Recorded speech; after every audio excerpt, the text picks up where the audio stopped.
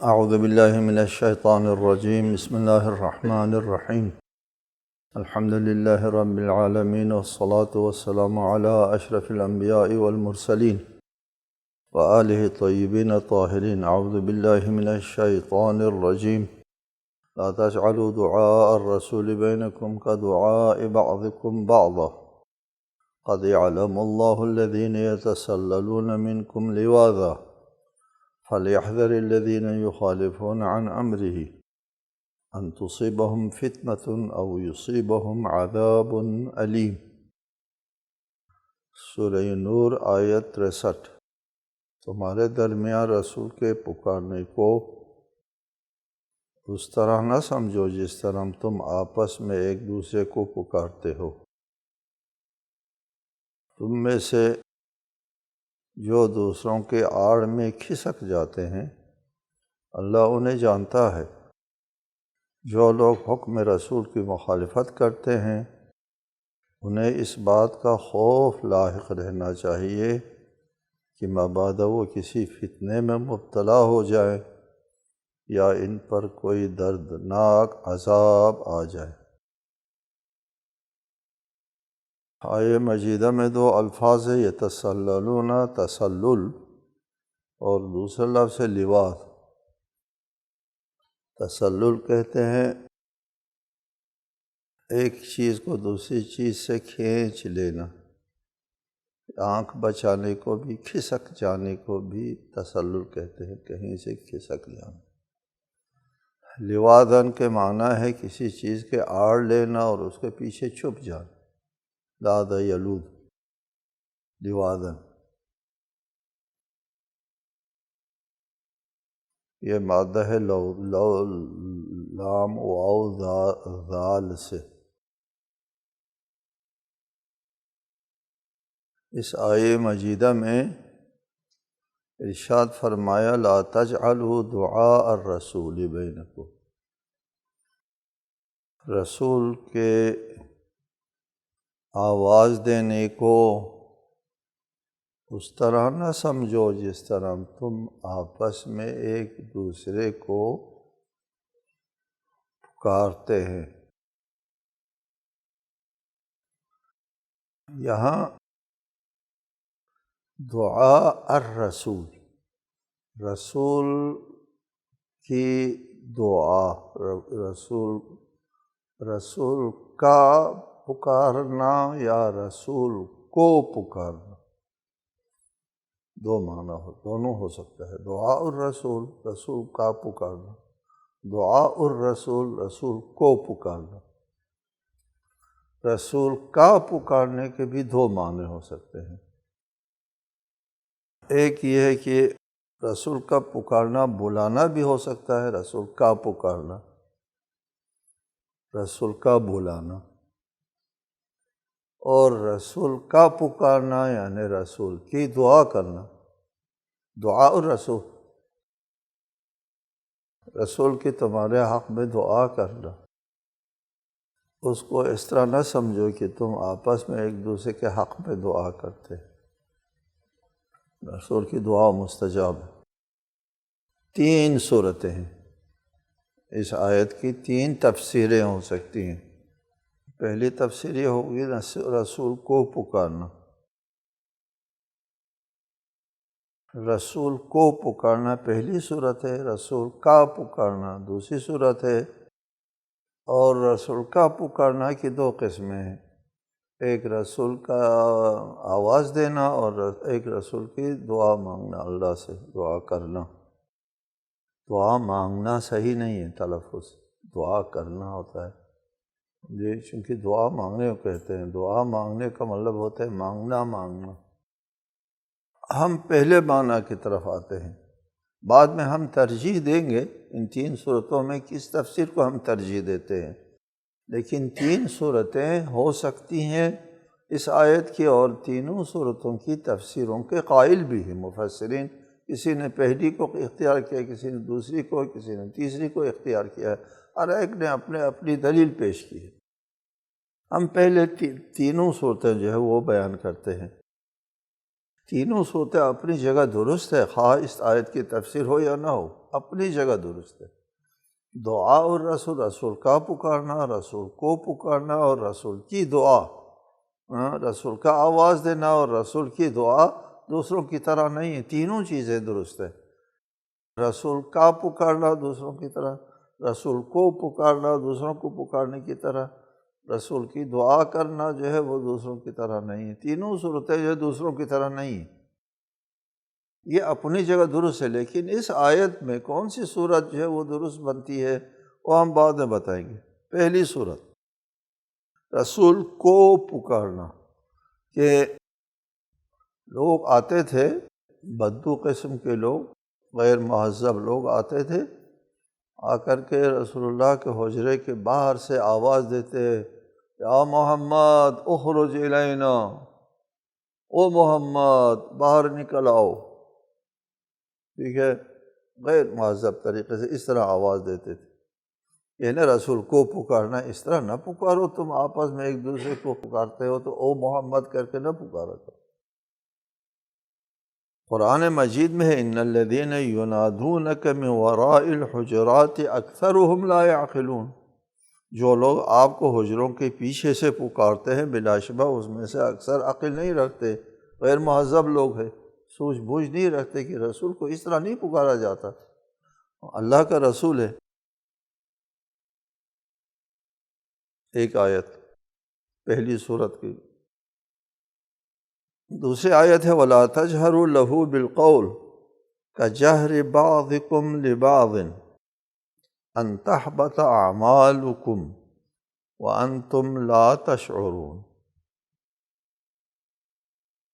جس طرح تم آپس میں ایک دوسرے سے اونچی آواز میں بات کرتے ہو،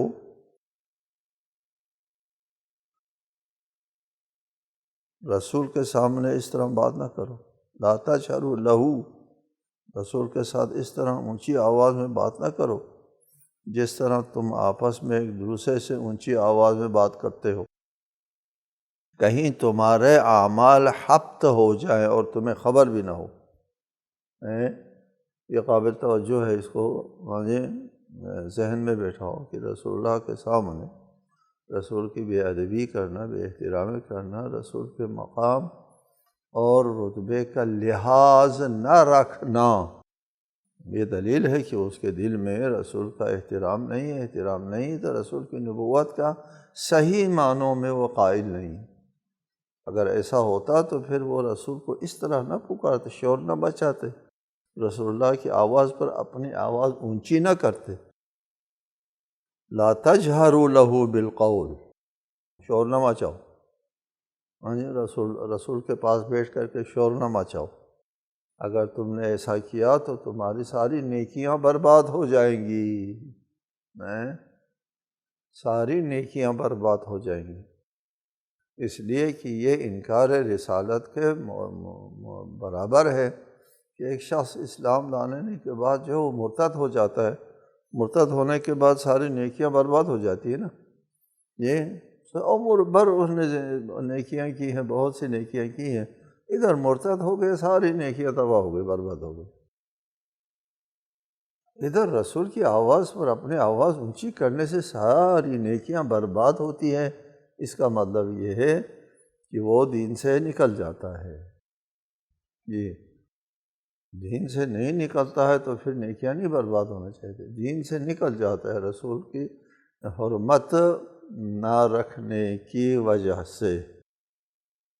ٹھیک ہے جی، پہلی صورت یہ بھی اپنی جگہ درست ہے، آیت کی تفسیر میں ہم ترجیح دیں اس کو یا نہ دیں، اپنی جگہ یہ درست ہے کہ رسول کو پکارنا جو ہے وہ ایسا نہیں ہے جو اس طرح ایک دوسرے کو پکارتے ہو، اس طرح رسول کو نہ پکارو، اور اس طرح اگر پکارو تو تمہارے اعمال حبط ہو جاتے ہیں، رسول کی بے احترامی ہوتی ہے۔ رسول کی بے احترامی کا مطلب یہ ہے کہ تمہارا دل سے رسول کی رسالت پر ایمان نہیں ہے، تبھی تو حبط ہوتا ہے، ورنہ حبط اعمال حبط ہونے کی اور کوئی وجہ نہیں، کہ جو وہ رسالت کو نہیں مانتا ہے، دل سے نہیں مانتا۔ دوسری صورت رسول کا بلانا، رسول کسی کو بلاتے ہیں یہ، اور تم لوگ بھی ایک دوسرے کو بلاتے ہیں، تو تم لوگ آپس میں ایک دوسرے کو بلاتے ہیں، تو اس کو بلانے پر لبیک کہیں، آئے یا نہ آئے کوئی فرق نہیں کرتا۔ لیکن رسول اللہ نے اگر کسی کو بلایا ہے تو پھر وہ اس طرح نہیں ہے جس طرح تم آپس میں ایک دوسرے کو بلاتے ہیں اور پھر آنا نہ آنا جو ہے کوئی فرق نہیں کرتا، ایسا نہیں ہے۔ یہاں رسول کے بلانے سے نہ آنے میں بہت بڑی بات ہے، بڑا فرق کرتا ہے۔ لا تجعلوا دعاء الرسول، رسول کا پکارنا آپس کے ایک دوسرے کے ساتھ پکارنے کی طرح نہ سمجھو۔ رسول کا پکارنا اللہ تعالیٰ کے رسول ہے، اللہ کی طرف سے ہے۔ ہم نے کوئی نبی ایسا نہیں بھیجا کہ اس کی اطاعت نہ کی جائے، الا لیطاع، اطاعت واجب ہوتا ہے۔ ابھی آتے ہیں، یا ایھا الذین آمنوا استجیبوا للہ وللرسول اذا دعاکم لما یحییکم، اے ایمان والو اللہ اور رسول کو لبیک کہو جب وہ تمہیں حیات آفرین باتوں کی طرف بلائیں۔ یا ایھا الذین آمنوا اطیعوا اللہ ورسولہ ولا تولوا عنہ وانتم تسمعون، اے ایمان والو اللہ اور اس کے رسول کی اطاعت کرو اور حکم سننے کے بعد تم اس سے روگردانی نہ کرو۔ اور اگر کوئی کسی کو رسول اللہ بلائیں، یہ ادھر آؤ بات سنو، بلا نہ آئے، تو اس کا نہ آنا اس طرح نہیں کہ آپ کے بلانے پر نہیں آتا ہے، آپس میں ایک دوسرے کو بلانے پر نہیں آتا ہے۔ اگر کوئی رسول کے بلانے پر لبیک نہیں کہتا ہے، نہیں آتا ہے، تو اس سے معلوم ہو جاتا ہے کہ وہ رسول کو دل سے نہیں مانتا۔ یار ٹھیک ہے آ جاؤں گا، ٹھہر کے آؤں گا، کوئی نہیں، بے اتنائی ہے، انکار رسالت ہے۔ جب رسول کی آواز پر اپنے آواز اونچی کرنے سے اعمال حبط ہو جاتے ہیں، یہ اس سے زیادہ سنگین ہے۔ بلانے پر نہ آنا اس سے زیادہ سنگین ہے یہ۔ جب آواز اونچی کرنے، رسول اللہ کی آواز پر آواز اونچی کرنے سے تمام اعمال برباد ہو جاتے ہیں، اس کی کوئی نیکی نہیں بچتی۔ جب نیکی نہیں بچتی تو پھر اس کا ٹھکانہ جو ہے وہ جنت تو نہیں جاتا نا۔ جس کے پاس کوئی نیکی نہ ہو تو وہ کیسے جنت جائے گا؟ جب وہ اس کا یہ حال ہے، اپنے آواز رسول کی آواز سے اونچی کرنے پر اس کی ساری نیکیاں برباد ہو جاتی ہیں، تو یہ تو اس سے زیادہ بے احترامی اور بے اعتنائی ہے کہ رسول بلا رہے ہیں اور نہیں جا رہا۔ اور کوئی رسول کے بلانے پر لبیک نہ کہے تو اس کا مطلب یہ نکلتا ہے کہ وہ رسول کو دل سے نہیں مانتا۔ اسی وجہ سے یہی وجہ ہے، دیکھیں کہ اگر نماز کے حالت میں ہوں، آپ نماز پڑھ رہے ہیں، رسول برائے، نماز توڑ کے فوراً جانا ہوتا ہے، نماز چھوڑ کر کے جانے کا حکم ہے۔ چنانچہ واقعہ مشہور ہے کہ رسول اللہ گزر رہے تھے اور ابی ابن کعب نماز پڑھ رہے تھے، تو رسول اللہ نے کہا ابی نے کہا میرے پاس آ جاؤ، تو ابی ابن کعب نے جلدی جلدی نماز ختم کی اور پھر رسول کی خدمت میں حاضر ہوئے۔ تو رسول اللہ نے فرمایا میں نے بلایا تھا تو تم کیوں نہیں آئے؟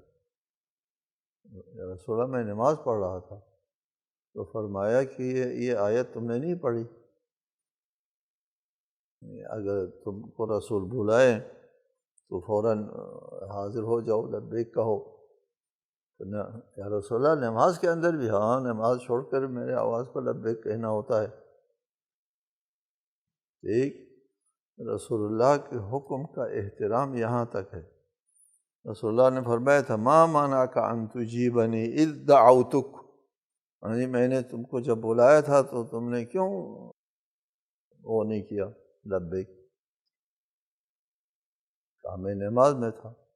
فرمایا اللہ تعالیٰ نہیں فرماتا ہے یا ایھا الذین آمنوا استجیبوا للہ وللرسول اذا دعاکم لما یحییکم، اگر وہ دعوت دے رسول اس بات کی طرف جس میں تمہاری حیات زندگی ہے، یعنی آخرت کی ہمیشہ کی زندگی ہے، رسول کے بلانے میں لپک کے آ جاؤ، نماز بھی چھوڑ کر کے آ جاؤ۔ یہ آیت تم نے نہیں پڑھی؟ ابی بن کعب جیسے استاد قرآن ہے، ابی بن کعب قرآن کے اساتید میں سے ہیں۔ اس روایت کو بہت سے لوگوں نے نقل کیا ہے، ابی بن کعب والی روایت کو، لیکن بعض اصحاب گزرے ہیں ایسے بھی، بعض لوگ ایسے گزرے ہیں کہ رسول اللہ کے بلانے پر نہیں آیا، بارہ بلایا تو وہ کھانا کھا رہے ہیں، وہ کھانا چھوڑ کے نماز چھوڑ کے آنا کا حکم ہوتا ہے، لیکن کھانا چھوڑ کر کے نہیں آیا۔ وہ سلسلۃ الاحادیث الصحیحہ البانی کی اس میں ہے، ناصر الدین البانی نے کہا ہے کہ یہ روایت صحیح ہے کہ رسول اللہ نے اس آدمی سے کہا، اس آدمی کے بارے میں کہا تھا، لا اشبع اللہ بطنہ، اللہ اس کے شکم کو سیر نہ کرے۔ یہ اللہ تعالیٰ کے رسول نے اس کے حق میں کہہ دیا۔ بہرحال ہم اس میں مزید نہیں جاتے، یہ نقل قول ہے، نقل قول میں کوئی حرج نہیں کہ ہم اپنی طرف سے کوئی بات تو نہیں کر رہے ہیں۔ یہاں تیسری صورت یہ ہے، دو صورتیں ہو گئی کہ رسول کا پکارنا جو ہے وہ دوسروں کے پکارنے کی طرح نہیں۔ تیسری صورت یہ ہے کہ رسول کی بد دعا کو عام آدمی کی بد دعا کی طرح نہ سمجھو، لا تجعلوا دعاء الرسول، رسول کی بد دعا کو دوسروں کی بد دعا کی طرح نہ سمجھو۔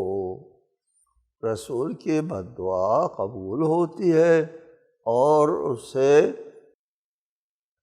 تمہارا جو ہے وہ تمہاری آخرت برباد ہو جائے گی اگر رسول کی بد دعا ملی تم کو۔ حضرت ابن عباس نے آیت کی اس تفسیر کو قبول کیا ہے، لا تجعلوا دعاء الرسول، رسول کی بد دعا کو آپس کی بد دعا کی طرح نہ سمجھو کہ تم ایک دوسرے کو بد دعا دیتے ہو، اس طرح نہیں ہے رسول کی طرف سے بد دعا دینا کسی کو، رسول کی دعا قبول ہوتی ہے۔ چنانچہ ابن عباس کی روایت ہے، اس میں ابن عباس نے کہا، احذروا اذا اسخطتموہ دعاءہ علیکم، اگر تم نے رسول کو ناراض کیا تو رسول کی بد دعا سے بچو، پرہیز کرو۔ فإن دعاہ مجاب لیس کدعاء غیرہ، رسول کی دعا جو ہے وہ مستجاب ہے، قبول ہے، دوسروں کی دعا کی طرح نہیں ہے۔